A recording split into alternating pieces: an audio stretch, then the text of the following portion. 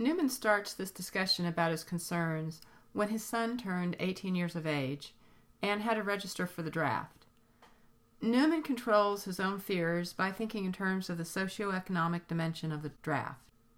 As he points out, to poor and working-class people with limited educational and occupational opportunities, military service holds out the promise of stable employment, comprehensive insurance coverage, a living wage, free schooling, and the development of marketable skills that they can use after being discharged.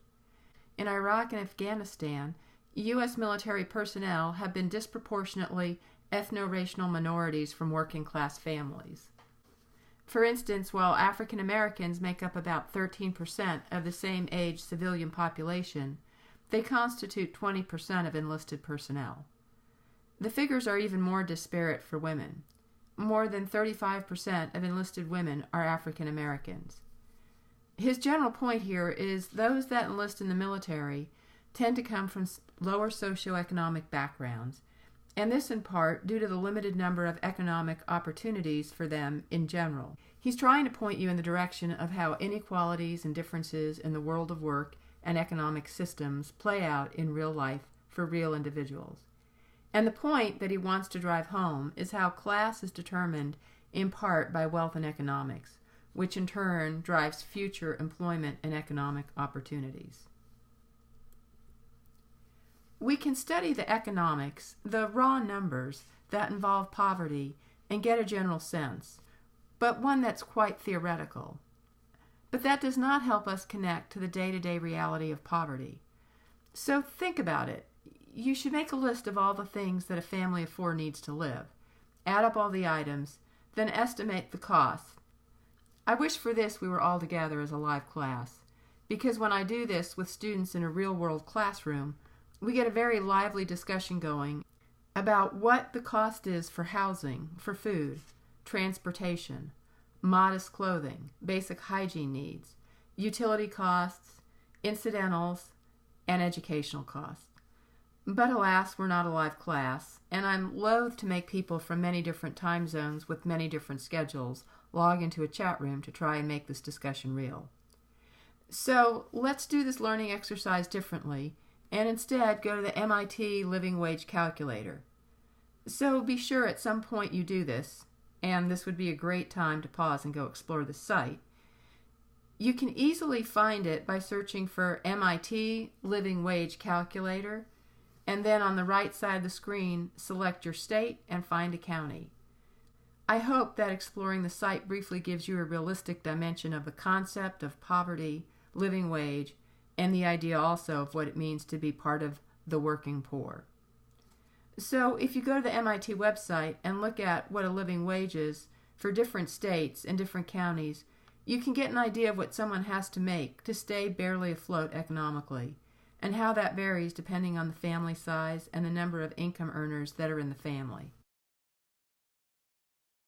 That's just one way of understanding inequalities in our own society, based on a wage, earning ability, and the cost of living.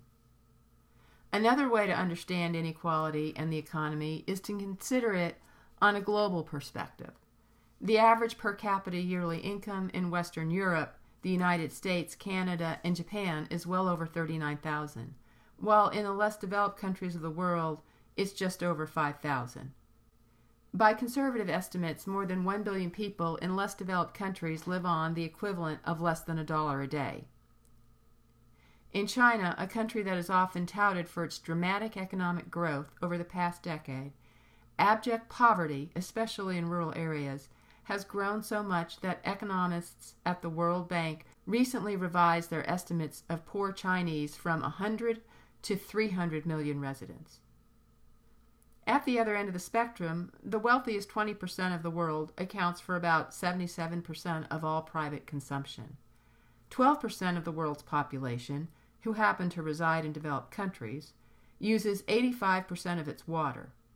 Just think about how available safe drinking water is for residents in the U.S. The situation in 2015 in Flint, Michigan, that the water was tainted with traces of lead and was dangerous, is an almost unheard of rarity. But not all societies have access to safe drinking water. As far as oil consumption goes, the United States alone consumes about 1/4 of the world's oil. Most people don't think twice about buying a vehicle that gets 20 miles per gallon or less. That's almost unheard of in some countries. Even if economic inequality between societies were to decline, inequalities within societies would probably persist. It's ironic that a society like ours, which extols the virtues of equality and justice, is also one of the most stratified in the industrialized world. According to the U.S. Bureau of the Census, the average annual income of the top 5% of U.S. households is $180,000, while the average annual income of the bottom 20% of households is under $21,000. This wide income gap between the richest and the poorest segments of the U.S. population has been growing steadily over the past few decades.